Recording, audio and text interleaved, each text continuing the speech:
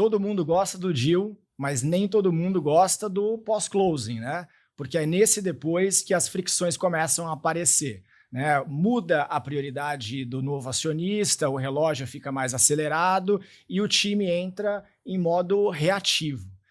No episódio de hoje, a gente vai conversar com um executivo que inverteu essa lógica e ele vai explicar como é que ele construiu confiança nesse novo acionista, criando um método de trabalho. Hoje eu converso com um engenheiro de informação pelo IME, oficial do Exército, onde ele entendeu o que era pressão, disciplina e entrega na vida real. Ele já teve dos dois lados da mesa, em um fundo de private equity, construindo a tese na operação de uma investida de PI, executando o dia a dia, e hoje ele precisa fazer um gigante de um pós-closing funcionar. Ele que já está acostumado a dormir pouco, em breve vai ver isso virar rotina pelos próximos 30 anos, com o seu primeiro filho que está prestes a nascer aqui em São Paulo. Mitri, bem-vindo ao Papo de M&A. Muito obrigado pelo convite, é um prazer estar aqui com vocês.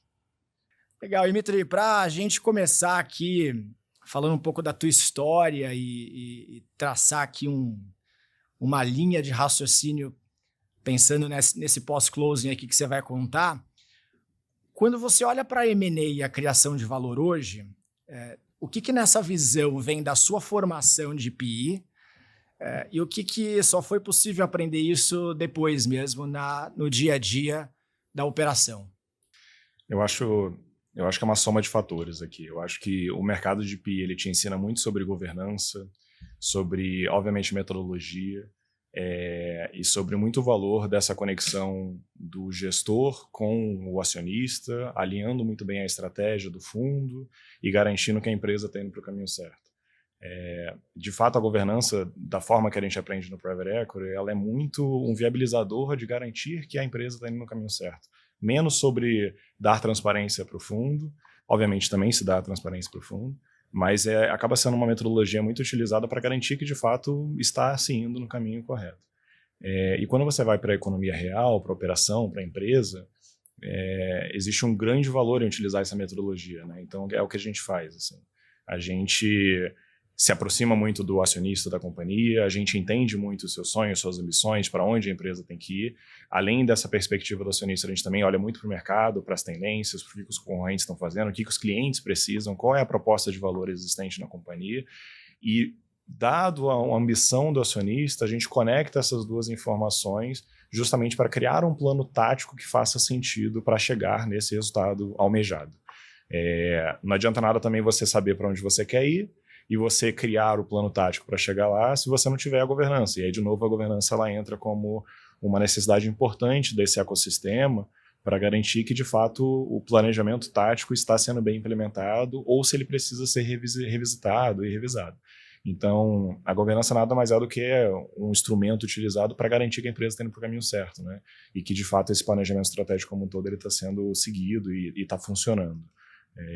Então, assim, na minha opinião, eu acho que as características e os ensinamentos do mercado de PI junto com o mercado da economia real, eles funcionam muito bem juntos, obviamente aplicados não necessariamente para a mesma coisa, mas eu acredito fortemente que, cara, a governança é um excelente aliado, é menos sobre burocracia, é menos sobre reporte por ter reporte e muito mais sobre um auxílio para garantir que, de fato, a empresa tem o caminho certo.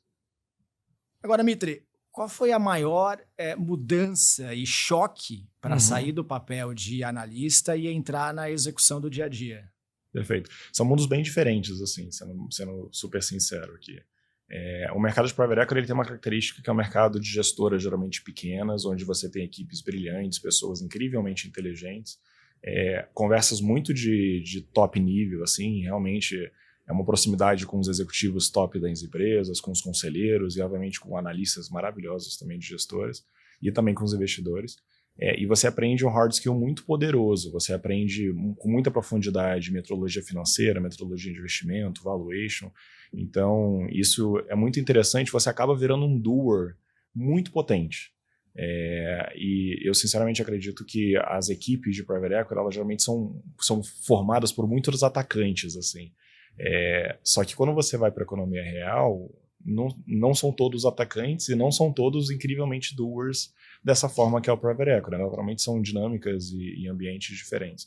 Então, existe uma virada de chave importante que você tem que fazer nessa migração de um mercado para outro e que não era óbvio para mim quando eu trabalhava em private equity, que não é só sobre ser doer, não é só sobre arregaçar a manga e fazer acontecer. Existe um trabalho completamente diferente de você lidar com pessoas de backgrounds diferentes e características diferentes. E existe uma articulação política muito importante no meio empresarial, que geralmente em private equity a gente tem menos. Tem um pouco no conselho, obviamente, mas, de novo, os grandes entregáveis de private equity são as grandes entregas, o valuation, mapeamento de target, criação de uma tese, que são, de novo, feitos por pequenas equipes. Qualquer entrega numa empresa grande é feita por uma infinidade de pessoas e saber articular com todas as pessoas, saber organizar todas as pessoas num foco em comum não é trivial. Então, é meio piegas falar isso, mas eu acho que a necessidade de soft skills ele é incrivelmente maior, a necessidade de você saber ter esse jogo de cintura político é incrivelmente maior. E, de novo, não é porque você é um ótimo analista que você vai ser um ótimo gestor ou que você vai saber navegar nessas águas turbulentas às vezes. Então, eu acho que é uma grande aprendizagem. Nem todo analista de private equity talvez seja um bom gestor ou talvez se encontre no mercado de economia real, de grandes empresas. Mas eu acho que é uma aprendizagem maravilhosa. Assim. Eu acho que você se expõe a não ser só o articulador no conselho que está direcionando a companhia para a estratégia e o caminho certo, mas você vê na prática o dia a dia da operação ela funcionando e aquele caos que é você vê a empresa não está dando certo aqui, mas ali está dando certo, como é que a gente prioriza, para onde a gente vai, e essa revisão de rota constante com várias pessoas é um negócio intenso, mas muito divertido. Então, para a gente, né, da escola de Private Equity que almeja ter esse desenvolvimento intelectual e aprendizagem constante, eu me achei muito no meio mais de operação, mais da economia real, porque realmente é muita aprendizagem. Todo dia a gente vê um projeto diferente, todo dia a gente percebe que tem que fazer uma revisão de rota. E, de novo, eu julgo muito mais intenso essa revisão diária, constante, do que uma revisão que você pega o reporte da empresa investida semanalmente, tem uma reunião de conselho que, obviamente, você coloca uma atração maior, mas quem operacionaliza a estratégia geralmente não é o conselheiro, não é o fundo, é mais os executivos da empresa. Então, você ver a operacionalização funcionando, ver se ela está dando certo, ver como é que você revisa a rota, eu acho que isso é um insumo muito legal para quem constrói a estratégia. Porque à medida que você vai construindo, à medida que você vai vendo a operação funcionando, você relembra de todos os aprendizados que você viu na operação no dia a dia e você vai meio que revisando a rota e realimentando esse sistema, sabe? Então, eu acho que realmente é fascinante, é um mundo muito intenso, mas eu julgo que é muito divertido, assim, a gente aprende bastante e, obviamente, é muito realizador. Você vê que existiu uma tese, uma ideia por trás de uma estratégia, criou-se um plano tático e esse plano tático foi implementado, pode não ter dado certo de primeira, mas que ao longo de algumas revisões de rota ele conseguiu chegar no ponto final, né, no desejo original daquele planejamento estratégico. Então, isso eu acho incrível. Não, super interessante, né? E falando de sistemática, acho que o mercado de M&A tem um desafio, acho que todo M&A tem um grande desafio, que é como é que você cria uma sistemática para fazer a integração acontecer e aquelas sinergias lá que estava lá no primeiro PPT e na tese, ela de fato aconteça, né? E acho que tem uma coisa aí da sua formação que você traz da cabeça do engenheiro que te ajudou a construir um playbook super relevante numa transação grande até, né? E aí acho que uma pergunta aqui é, quando muda o acionista? E você viveu isso bastante, né? E você sai do final de um ciclo para o começo de um outro ciclo. O que precisa mudar na cabeça do executivo nesse dia 1, assim, né? Para essa empresa virar essa narrativa, não só do executivo, mas como é que ele lidera também essa mudança, essa virada de chave para a organização que ele está, né?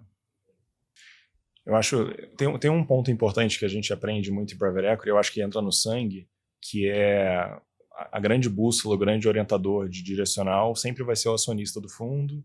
Naturalmente, qualquer fundo tem uma tese de investimento, tem os targets lá de valorização, né, do capital investido, mas no final das contas, a gente está trabalhando com o dinheiro do investidor. Então, a gente tem muito isso no nosso DNA, de formação mesmo, da necessidade desse alinhamento de expectativa, na necessidade de garantir que o acionista está alinhado com o que está sendo executado na empresa investida. Quando a gente vai para a operação, para a economia real, isso também vale. E talvez por algumas pessoas não viverem o mundo de private equity, talvez esse link não seja tão claro. Mas numa mudança de acionista da companhia, a primeira coisa que tem que ser perguntada é qual o objetivo com essa aquisição desse novo acionista? Para onde ele quer levar essa companhia? Qual é a grande ambição? Muitas vezes existe essa ambição já definida, muitas vezes o acionista ele sabe para onde ele quer levar a companhia e o corpo executivo ele acaba sendo um viabilizador desse sonho. Algumas vezes o acionista também não sabe.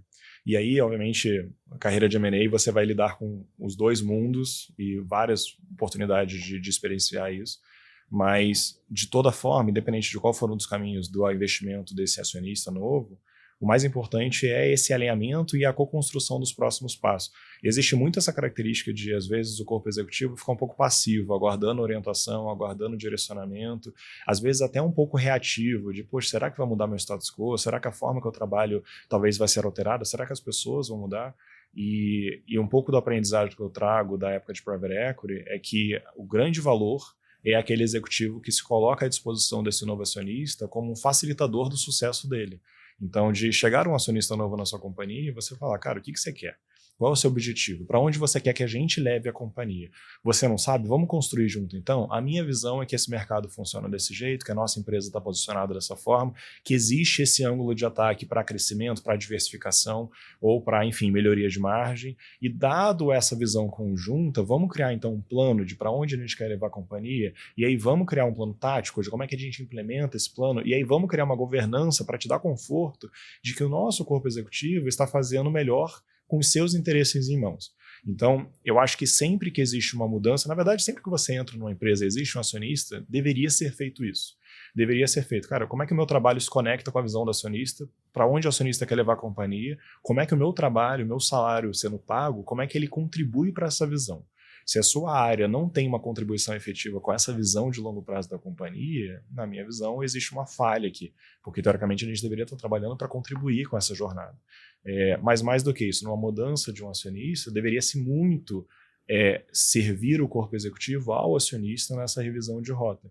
E aí existe todo um trabalho de co-construção, de avaliação de mercado externo, de avaliação de tendência, de avaliação de concorrente, de avaliação do que meus clientes precisam no final do dia, e será que eu estou amparando meus clientes da forma certa? Será que eu estou entregando a proposta de valor que eles precisam? Se não, como é que eu ajusto a minha proposta de valor para gerar o que eles procuram no final das contas? Porque é ao atender melhor o meu cliente que eu vou conseguir crescer, que eu vou conseguir fidelizar esse cliente, eu vou conseguir que novos clientes olhem para a gente como um diferencial versus meu concorrente. E aí, de novo, construindo toda essa narrativa, aí eu vou para a execução, aí eu acompanho diariamente, aí eu crio governança com o acionista, para criar esse senso de confiabilidade mesmo entre o acionista e o executor e o executivo, para que ele confie de que a gente está fazendo o melhor trabalho de novo, dado essa ambição desse investimento dele. Então, eu acho que é um pouco disso. Assim, eu acho que a mudança de acionista ela é um meio que muitas vezes pode gerar desconforto. Eu tenho uma máxima minha profissional e isso aprendi no Private Equity, que desconforto é igual a oportunidade. Isso é um negócio que eu sempre levei para a minha vida. Sempre que existe um problema, é a oportunidade de crescimento, é a oportunidade de se provar, é a oportunidade de criar novas pontes, é a oportunidade de mostrar o seu talento mesmo. Então, em Private Equity eu fazia muito isso. Sempre que acontecia algum problema de investido, eu já ficava animado e abraçava a investida e tentava ajudar. E a mesma coisa acontece também na economia real. Uma empresa mudou de acionista, cara, é oportunidade. É desconfortável? É. Mas são esses momentos de desconforto que abrem as grandes portas na sua carreira. E aí é o momento de você abraçar, mesmo com desconforto, e de você conseguir provar e conquistar mais pessoas para que as portas sigam abrindo na sua jornada. E Mitri, como é que você fez esse mapeamento, né, de mapa de calor? Quais foram os indicadores, né? E até num tom de sugestão. Sim. Que indicadores, que categorias você olhou? Quais foram esses números iniciais sensíveis que você fez esse plano para esse novo acionista? Essa obviamente é um trabalho de muitas mãos, né? Claro. A jornada, e aí tentando tangibilizar um pouco aqui a fala, a Tivit é uma empresa grande de tecnologia na América Latina, no Brasil, principalmente. A gente fez a venda da Tivit agora para a Moviva, que foi um deal super bacana de fazer parte. A gente conversou com investidores do mundo todo e a gente foi adquirido pela Moviva, que é um grupo italiano de tecnologia também. Hoje o grupo, com a aquisição da Tivit, tem 12 bi de faturamento, então é um grupo bem robusto. A tese de investimento da Moviva por trás da aquisição da Tivit é ter uma plataforma robusta de tecnologia na América Latina para expansão e consolidação. Então esse é o grande sonho. A Moviva já tinha algumas empresas já no Brasil e na América Latina, tinha uma Moviva Experience, que é mais focada no mercado de CX, experiência do cliente, você tinha uma Moviva Solutions, que é mais focada em tecnologia, mas com uma vertente mais focada em governo, menos no segmento privado, que é o forte da Tivit. E a aquisição da Tivit serve justamente para a gente conseguir acelerar ainda mais. Obviamente, você já tem uma plataforma, já tem 1.500 clientes da Tivit, que é bastante coisa. A gente já está presente em 10 países da América Latina, então, ao comprar, a Moviva ela consegue ter uma jornada de entrada mais fácil nesse mercado, traz-se todo o diferencial que a Moviva tem na Itália, na Europa, e traz para cá e a gente consegue crescer ainda mais. Então, esse é o sonho. Quando a gente inicia essa jornada com esse novo acionista, é alinhado o sonho, que é justamente essa tese de por que a gente está aqui. E, de novo, existe um momento muito importante de conquistar confiança de novos pares, de novos chefes, de novos acionistas. A melhor forma de você fazer isso primeiro, garantindo que você está fazendo um bom trabalho. E aí a minha forma de trabalhar e a forma que a minha equipe trabalha na Tivit é uma forma muito pensada nisso. Se eu estou fazendo um bom trabalho para mim, é muito mais fácil de eu vender que eu estou fazendo um bom trabalho para o acionista. Então, no final das contas, a gente quer mostrar para o acionista que a gente está seguindo o caminho correto, o planejamento e tudo mais. Mas eu acho que é muito sobre a execução do dia a dia. Então, para a gente garantir que a empresa está indo no caminho certo, para a nossa equipe ficar satisfeita com o trabalho que a gente está fazendo, primeiro eu preciso propiciar como uma área de estratégia de inteligência para o meu CEO uma visão macro da companhia, em que mostre um mapa de calor que a gente criou, com os principais indicadores, seja de operação, seja comercial, seja financeiro, seja de RH de pessoas, afinal de contas nós somos uma empresa de serviço, então dependemos muito das pessoas que trabalham com a gente. E a gente cria esse grande mapa com diversos indicadores. A gente pode falar de venda, a gente pode falar de cobertura de venda, a gente pode falar que são os números de vendedores por meta que a gente tem, a gente pode falar por visita, a gente pode falar sobre pipeline, a gente pode falar sobre diversos indicadores de marketing, a gente pode falar sobre dados financeiros, obviamente, sobre satisfação do colaborador, sobre satisfação do cliente, enfim, diversos indicadores. E a gente olha sobre todos esses indicadores para cada linha de negócio nossa, porque naturalmente cada linha de negócio tem uma oportunidade de mercado, uma estratégia de aceleração ou não, ou de manutenção. Então a gente cria esse grande mapa. Definido esse mapa, a gente define quais são os goals, e aí a gente basicamente pinta ele de verde e vermelho. E aí ele vira um mapa de calor mesmo. Então a gente consegue ver, cara, na minha operação de cyber eu estou crescendo, estou conseguindo vender, meu cliente está feliz, não tenho churn, meu NPS está bom, minha equipe está feliz, estou conseguindo, está tudo dando certo. Então eu deveria gastar um tempo talvez menor em cyber porque está maravilhoso. Na minha operação de, vamos dizer, cloud, tá mais ou menos bem aqui tá bom. Então, nessa parte que está mais ou menos bem, a gente tem que atuar mais, porque de todo aquele planejamento, com todos os indicadores, eu percebo, por exemplo, que na área de pessoas de cloud a gente tem oportunidade, na área de financeiro de cloud a gente tem oportunidade. Então, isso ajuda a priorizar esforço. A grande metodologia, que é uma metodologia simples, não é que a gente pegou de mercado, a gente não inventou a roda aqui, mas serve como uma forma de guiar a nossa equipe interna. E aí a nossa área de estratégia, de inteligência, ela serve para facilitar o trabalho desse executivo de cyber, por exemplo, que está constantemente garantindo que o nosso SOC, a nossa operação está funcionando, garantindo que o cliente está feliz, garantindo que as oportunidades do equipe comercial estão funcionando. Ele não tem tempo para olhar esse mapa e para identificar onde é que ele precisa dedicar mais atenção. A nossa equipe serve justamente para isso, para auxiliar, para direcionar esforços e para garantir mais investimento de tempo em algumas centrais, em alguns lugares. Ao definir isso, aí a gente apresenta isso para o nosso comitê executivo, a gente alinha que, na nossa visão estratégica, a gente deveria estar gastando mais energia para resolver essas dores. Definida essa priorização, a gente começa a ter reuniões semanais com, por exemplo, o diretor de cyber, para que essas dores sejam criadas planos de ação. E aí, muitas vezes, a gente cria um business plan, a gente cria um investimento para a gente conseguir converter esse resultado, para melhorar esse indicador. E aí, com esse business plan, que é o plano mais tático, aí a gente começa a implementar. E a gente tem as métricas de para onde esse indicador tem que ir para viabilizar o investimento que a gente está fazendo para a resolução desse caso. E aí, com isso, a gente também vai traqueando se aquele indicador, com base no investimento, com base no plano de ação, está melhorando. Então, a grande verdade é que, de novo, não estamos inventando a roda. Mas ao criar todo esse ambiente, com todos esses dados mapeados, com toda essa metodologia, com uma equipe que suporta as equipes de operação, a equipe comercial, a equipe financeira e por aí vai, a gente consegue ter muita visibilidade de para onde a gente está gastando mais energia, para onde a gente não precisa gastar muita energia, e a soma de várias áreas que estão tendo planos de ação bem feitos rumo ao sucesso é uma empresa rumo ao sucesso. Quando a gente chega numa reunião com o acionista, isso tudo não foi feito para o acionista, isso tudo foi feito para o nosso sucesso como Tivit. Mas é muito mais fácil o diálogo, porque aí eu tenho toda essa metodologia para explicar. Então eu falo, querido acionista, nós criamos toda essa metodologia, nós temos visibilidade completa do negócio. Não é que a gente deixou de lado e agora a gente percebeu que tem um problema. A gente percebeu rapidamente que tem um problema. A gente criou um plano de ação, revisou a rota, está implementando, está funcionando ou não está funcionando. Se não estiver funcionando, vamos revisar a rota de novo. Então essa transparência, essa governança, essa proximidade, e mais do que isso, essa maturidade de entender o que funciona, o que não funciona e como fazer funcionar o que não está funcionando, isso demonstra uma maturidade de execução incrível. E que eu sonhava, talvez, na época de Private Equity, ver mais isso, para eu ficar confortável no conselho, falando, nossa, esse corpo executivo está fazendo maravilhosamente bem tudo, tem visão de tudo, sabe os planos de ação, tenho certeza que essa empresa vai dar certo. Mas muitas vezes a gente não via isso funcionando no Private Equity. E agora, aprendendo isso em PI e vindo para a economia real, a gente tem a oportunidade de fazer isso na prática e dar transparência a esse acionista. Então a gente tem trabalhado muito dessa forma com a Viva, as últimas reuniões têm sido muito bacanas e obviamente estamos torcendo muito para toda essa execução desse planejamento dar muito certo, mas toda essa proximidade com a Viva, esse processo de integração, essa transparência tem funcionado muito bem, utilizando essa metodologia, de novo, que eu reforço, não é inovadora, mas é sobre constância, sobre cadência, e é isso que a gente tem feito. Que legal, é fantástico ver essa história, porque tem tudo a ver com a tua cabeça de engenheiro também, né? Uhum. Que vai construindo essas metodologias, né? E aí uma coisa que eu fiquei muito curioso na tua história é que você tem hoje uma cadeira que é pouquíssimo usual, né? Você tem a cadeira de marketing e a cadeira de M&A na Tivit, né? Qual que é a tese por trás disso, né? E no seu caso, essa combinação fortalece a estratégia da Tivit para M&A, que também fortalece a estratégia de marketing. Como é que isso se dá lá?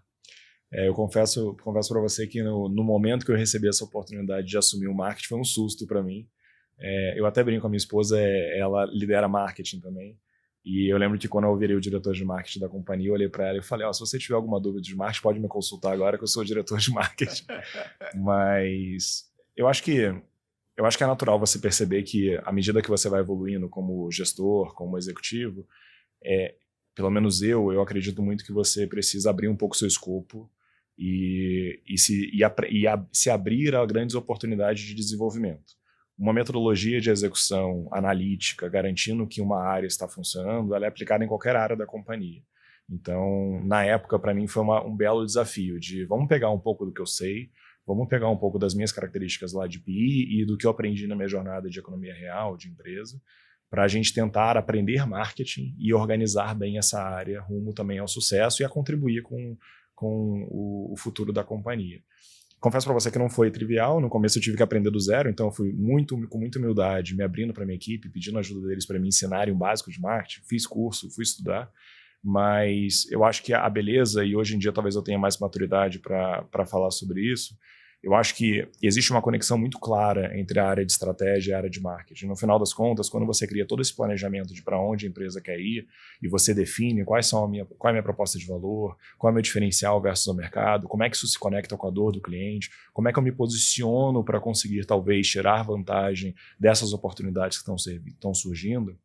Quando você cria toda essa narrativa estratégica, você só precisa criar essa linha única de comunicação para o mercado para que o mercado te veja dessa forma. Então, o marketing ele se conecta muito com a área de estratégia no sentido que a linha narrativa ela começa a ser construída pela área de estratégia. E ela é disseminada e divulgada pela área de marketing. Então, a proximidade, na minha opinião, e da forma que a gente trabalha na Tivit, ela funciona muito bem, porque eu estou sempre avaliando para onde a empresa está indo, qual é, de fato, o nosso diferencial, e eu estou sempre garantindo que a nossa mensagem para o mercado se dialoga a mesma narrativa desse cunho estratégico que a gente está construindo. Obviamente, o meu lado engenheiro entrou muito em ação, E aí, de novo, eu sempre tenho muita humildade para falar de marketing, porque eu reconheço a minha limitação e o meu gap, porque não é minha formação, mas eu tentei contribuir com a minha equipe com as fortalezas que eu tinha. Então, basicamente, a gente criou um Excel com diversos números e a gente tentou traduzir o intangível do marketing, que muitas vezes é intangível, em um pouco mais tangível, para a gente conseguir aprovar investimentos em algumas áreas que a gente não fazia, para a gente começar a inovar versus os nossos concorrentes, para a gente levar mais volume de comunicação ao mercado, para que mais pessoas conhecessem sobre a Tivity e os nossos diferenciais. E aí, com essa, de novo, cadência, com essa toda semana, todo dia, todo mês, fazendo esse trabalho de formiguinha, a gente foi conseguindo melhorar muito a nossa performance de marketing. Mas eu acho que, no final das contas, a grande mensagem é essa, assim, o marketing, ele serve para aquela estratégia original que a gente desenhou junto com o acionista. Então, se ele é uma ferramenta de divulgação dessa mensagem, então, para nós, funciona muito bem ele estar próximo da estratégia. Mas ele acaba sendo, de novo, um braço de extensão dessa estratégia, divulgando essa mensagem, contribuindo para que o mercado nos veja como a gente quer ser visto, para garantir o sucesso, seja de crescimento, seja de retenção de clientes, seja de entrada em novos mercados, seja de entrada em novos produtos e novas ofertas. Então, a gente conecta muito essas duas áreas e tem funcionado muito bem a conexão. Legal. E indo aqui para um último bloco desse bate-papo, e que se conecta com o que a gente se predispôs aqui a falar, que é o próximo ciclo de M&A no Brasil, né? A gente está começando agora um ano. O que muda no jogo de M&A no Brasil para empresas que já passaram um ciclo completo e sobreviveram, né? Qual que é a tua visão sobre isso? Sim. Eu tenho uma visão pragmática, eu não sei se dá para perceber, mas eu sou uma pessoa incrivelmente pragmática. Eu tenho uma visão muito pragmática de que sempre depois de um capítulo do livro existe um novo capítulo. E as histórias, elas nunca acabam, né? Então, por exemplo, eu fui investido por um fundo, o fundo teve muito sucesso, tudo bem, o fundo desinvestiu, entrou um novo acionista. Cara, é uma nova jornada do zero, independente do que aconteceu no passado, é uma nova jornada, uma nova tese de investimento, a gente vai abraçar essa nova tese e vamos fazer acontecer para o sucesso desse novo acionista. Da mesma forma, quando uma empresa também não vai muito bem. A empresa pode ter sido um investimento, não teve muito bem, fez um desinvestimento porque estava na hora de sair. De novo, abre-se uma nova porta, uma bela nova oportunidade de fazer esse negócio, talvez dar certo agora. Então, a minha visão é que, assim como a Tivity, que a gente ficou quase 15 anos com o Apex, que era um fundo de private equity internacional que ficou do nosso lado, que foi uma história de sucesso, a gente cresceu muito a companhia, abre-se uma nova porta, uma nova jornada com novas ambições. Então, de novo, a minha visão pragmática é de que o mercado, obviamente, ele tem momentos de alta, momentos de baixa, momentos de flutuação, mas cada empresa tem esses novos capítulos e aí, de novo, é muito necessário esses alinhamentos de expectativa para que as entregas e as ambições sejam, de fato, realizadas. Então, eu realmente acredito nisso. Eu realmente acredito que as empresas, elas precisam estar alinhadas com seus acionistas, entender as grandes oportunidades de mercado, entender se é um momento de aceleração, se é um momento de, cara, vamos parar um pouquinho aqui para avaliar quais são os próximos passos que a gente tem que dar, mas acionista e executor alinhados na mesma página, eu entendo que sempre vão ter oportunidades para serem esperadas. Tentando fazer um exercício de futurologia aqui. Uhum. Que tipo de empresa de tecnologia deve sofrer ou ir super bem agora nesse novo ciclo? O mercado de tecnologia, eu sinceramente, eu sou um apaixonado. Eu acho que o mercado tem muitas oportunidades. A tecnologia sempre vai estar em alta. Todas as indústrias sempre vão consumir tecnologia. E ele é um mercado muito cíclico. Assim, ele é um mercado incrivelmente complexo, muito pulverizado e muito cíclico. Então, antigamente falava-se muito de infraestrutura, aí começou a se falar muito de cloud, aí começou a se falar muito de dados, aí começou a se falar muito de digitalização, e aí começou a falar muito de cyber, agora começou a falar muito de AI, por exemplo. Então, as empresas, elas precisam ter esse jogo de cintura para saber navegar essas próximas ondas que surgem. Se elas não têm essa maleabilidade de foco, elas vão ficar para trás. Então, é muito comum, e a gente vê muito, a gente tocou na área de M&A da Tivity, a gente vê bastante empresas que, por exemplo, eram de infraestrutura e continuaram fazendo infraestrutura, e hoje em dia elas não são aquilo tudo, porque elas ficaram para trás, hoje não é o foco. Empresas que só faziam cloud, e aí os clientes começam a gastar mais, botar mais investimento para AI, para dados, para cyber, e aí as empresas têm oportunidade, existe um mercado, não é que não existe um mercado, elas podem ganhar muito dinheiro. Mas, de novo, talvez o grande foco desse setor talvez tenha shiftado para um outro lugar. E se elas não aproveitam essas movimentações, elas podem continuar crescendo, mas talvez menos do que outras empresas que sabem navegar melhor nessas águas. Então, eu acho que a mensagem que eu tenho, e é um pouco da nossa postura, é estar muito atento a essas tendências. Quem está atento, entende a necessidade do cliente, entende quais são as tecnologias que são prioridade de orçamento desses clientes, vão estar na frente. As empresas que tendem a estar atrás são as empresas que são mais nichadas, que acabam ficando para trás nessas priorizações de investimento e aí acabam não surfando essas próximas ondas que estão por vir. É exatamente por isso que a gente está constantemente olhando para M&A, porque eu preciso entender muito bem esse comportamento de movimentação de mercado para eu conseguir comparar o meu portfólio de produtos com essas tendências, com essas necessidades, e aí quando eu percebo que existe um gap de oferta e demanda, aí eu preciso cobrir esse gap. Então eu vou ao mercado a compras, e aí a gente começa a procurar as empresas certas para cobrir esses gaps. Então, na minha visão, de forma, de novo, muito pragmática, empresas que não sabem navegar bem nesse mercado incrivelmente movimentado, elas não vão conseguir surfar as próximas ondas. Uma empresa, por exemplo, hoje, que começa a desenvolver agora alguma solução de AI, talvez ela tenha ficado para trás, porque talvez ela entrou tarde nesse mercado, entendeu? Então, é um pouco do que a gente tenta fazer. Aquelas revisões de rota da governança servem exatamente para isso. Por exemplo, eu ataco o mercado de cyber. Tudo bem, muitas empresas atacam esse mercado, é incrivelmente pulverizado no Brasil e na América Latina. Legal, qual é o meu diferencial? Eu tenho AI, automação no meu SOC, então o meu custo ele é muito mais competitivo, porque agora eu tenho muito mais tecnologia por trás dessa jornada de segurança, de identificação, de proteção de fato dos sistemas dos meus clientes. Tudo bem, isso é um diferencial? Bacana, então vamos investir nisso. Outras empresas talvez não tenham começado a investir. E aí isso pode ser um diferencial. Eu posso fazer isso organicamente ou inorganicamente. Então, se for orgânico, a gente investe dentro de casa e desenvolve a solução. Se for inorgânico, a gente compra uma empresa que vai encaixar bem como diferencial da nossa oferta de cyber. Então, acho que essa maleabilidade, esse jogo de cintura, de saber navegar nesse mercado é o grande diferencial. E, de novo, voltando à sua pergunta, eu acho que as empresas que não souberem navegar bem nesse sentido, aí elas vão ficar para trás mesmo. Legal. E indo para as duas últimas perguntas aqui, e pegando um gancho nisso, sentou hoje no board de uma empresa média de tecnologia. Sim. Qual que é a tua primeira recomendação e conselho nesse lugar? Sim.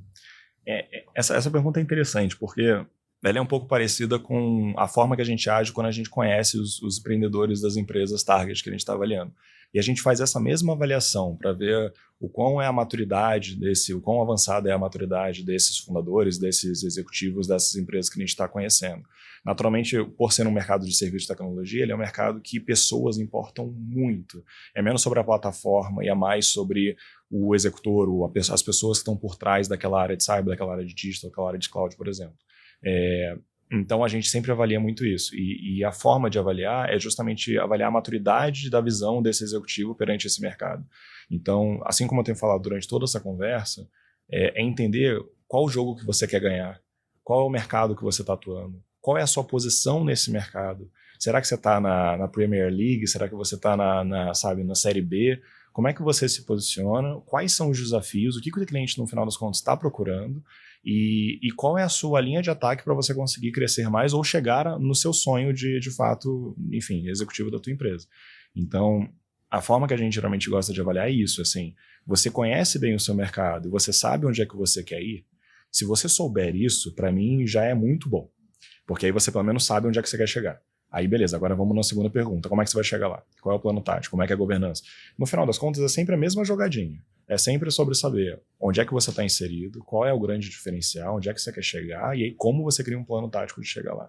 Mas se você não souber onde você quer chegar, se você priorizar apenas, vamos crescer 50% por ano, como? 50% é razoável? Faz sentido? Meus concorrentes crescem isso tudo, o mercado cresce isso tudo, meus clientes têm investido isso tudo nesse mercado a ponto de eu poder sonhar com 50%. Eu preciso ter essa visão total do mercado para conseguir setar essas métricas. Não é só chutar um número e acreditar que vai dar certo. O como ele é inserido na discussão de como chegar, entendeu? O como vou chegar é importante para você definir aonde você vai chegar. Se você não entender como essas duas coisas se conversam, você vai ter um plano frágil. E aí é o que muitas vezes acontece. Muitas vezes nesse papel de conversar com as empresas adquiridas, né, com os targets que a gente olha, a gente percebe isso, percebe essa falta de profundidade dos investidores, dos acionistas, né, dos fundadores.